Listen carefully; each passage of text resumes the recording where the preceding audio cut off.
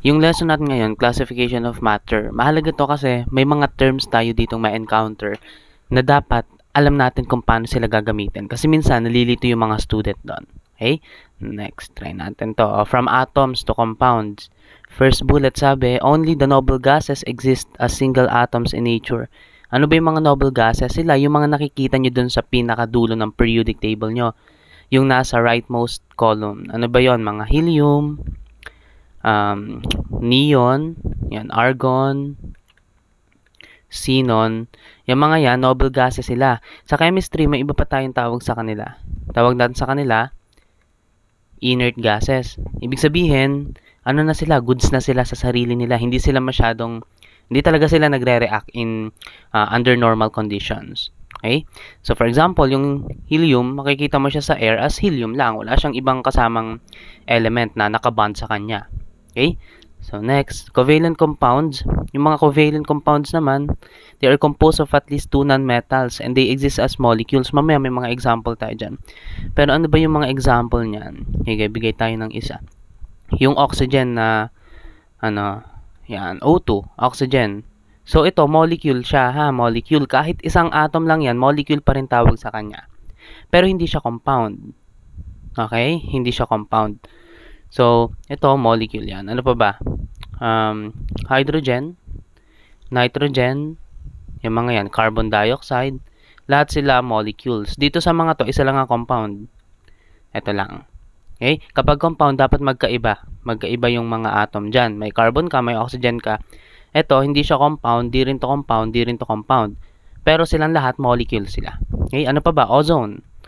Yan, O3. Ibig sabihin, may tatlong oxygen covalently bonded to each other. Yung iba't ibang mga types ng bond, malalaman pa natin yan. Like yung covalent, yung ionic, tsaka yung metallic. So, titingnan pa natin yung mga difference nila. Pero ito, tandaan nyo, kapag covalent compounds, non-metals. Ito, non-metal to, non-metal, non-metal, non-metal yung mga yan. Saan makikita yung mga non-metal? Nandun din sa right. So, kung ito yung periodic table nyo, ayan, usually nandito yung mga non-metal. Okay? Ito kasi mga nandito, puro metal to. Ito, mga transition metals to. May mga metalloids kayo dito. Okay? So, next. Molecule. Ano daw yung molecule? It's a particle that consists of at least two atoms or groups of atoms covalently bonded to each other. Ang molecule, tandaan natin, neutral sila. Neutral. Ibig sabihin, yung overall charge niya, 0. Pag sinabing 0, yung number ng proton nyo, proton, yan yung itsura ng proton, letter P, tapos may plus, equal lang sa number of electron. Pag hindi yan nag-equal, hindi na yan neutral. Okay? Ito yung mga example. Yung iba, binigay ko na kanina. Ito, ang basa natin dito, oxygen molecule, nitrogen molecule. Ito, chlorine gas to, hydrogen gas, or pwede nyo sabihin, hydrogen molecule. Ito, magkakasama pala yan. So, water to, H2O. Tapos ito, ozone. Okay, yung mga yan, mga molecules sila. And atoms and molecules, ito yung sinasabi ko kanina, yung atoms tsaka mga molecules, electrically neutral. Yung number ng protons nyo, equal sa number of electrons. Ang protons kasi, ang sign nila, positive, yung charge nila. Ang electrons, negative. Kapag equal yan, magka-cancel lang sila. Okay? Kaya, yung mga molecules, electrically neutral. Yan. Paano kapag hindi sila electrically neutral? May tawag doon. Tawag doon ions. Ang ions, it is an atom, pwede ring group of atoms. Pwedeng marami sila, having a positive or negative charge. Kapag cation, positive sila, like ito, Na+, sodium ion, calcium ion, tsaka ammonium ion. Yung paano sila babasahin, tuturo pa natin yan sa susunod. Okay? Kasi may iba't ibang mga rules tayo dyan. Kapag an ion naman, negative.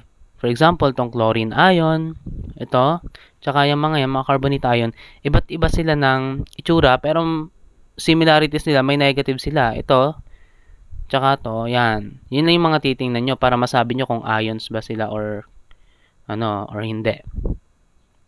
Okay, next. Ito, kapag ionic compounds, kapag nagsama-sama na yung mga ions, tapos, napo-form nila, neutral. Parang ito, NaCl, potassium iodide, copper sulfate.